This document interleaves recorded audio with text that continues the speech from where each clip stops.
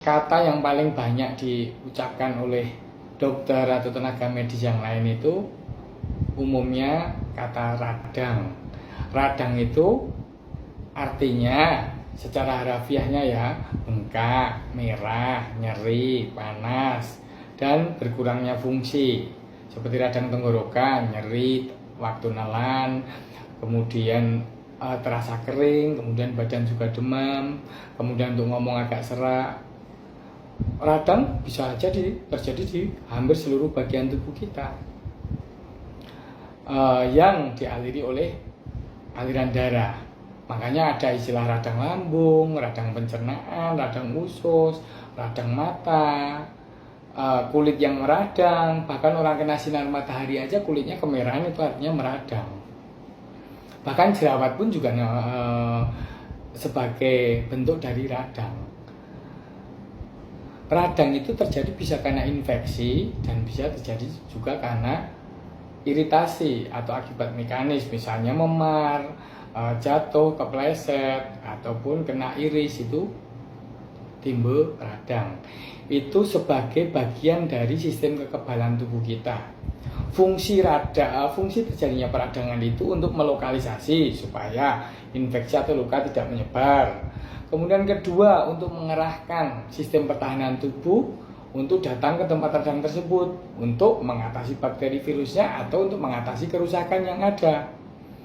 Kemudian ketika terjadinya radang itu kita memang akan merasakan nyeri karena itu akibat beberapa protein kimia memang terbentuk dari sistem kekebalan tubuh kita. Jadi ketika ada infeksi bakteri atau virus atau ada iritasi mengenai satu organ atau jaringan tubuh, pembuluh darah melebar. Ya, kemudian sel kekebalan tubuh pertama yang datang itu neutrofil, kemudian makrofag yang ada di jaringan tersebut sendiri itu akan bertambah banyak. Itu menyebabkan pelebaran pembuluh darah. Makanya pada radang itu terjadi kemerahan.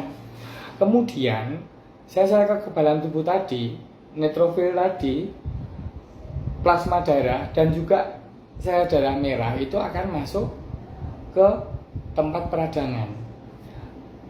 Selang pembuluh darah itu dindingnya akan melebar. Itu namanya celah. Kalau di dalam lapisan terdalam itu ada namanya endotel.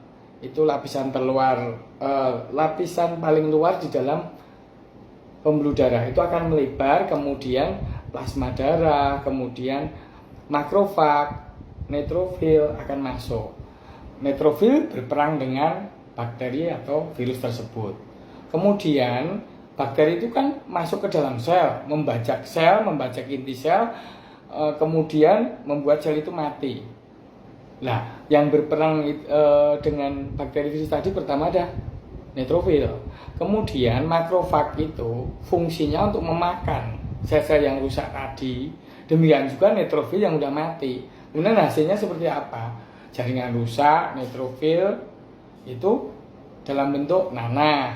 Makanya kalau orang bisulan itu kalau udah 2 hari, 3 hari mulailah terbentuk nanah. Nah, pada saat itu radang terjadi, sistem kekebalan tubuh semuanya dilokalisasikan ke situ. Demikian juga pada sakit-sakit yang lain dasarnya adalah peradangan.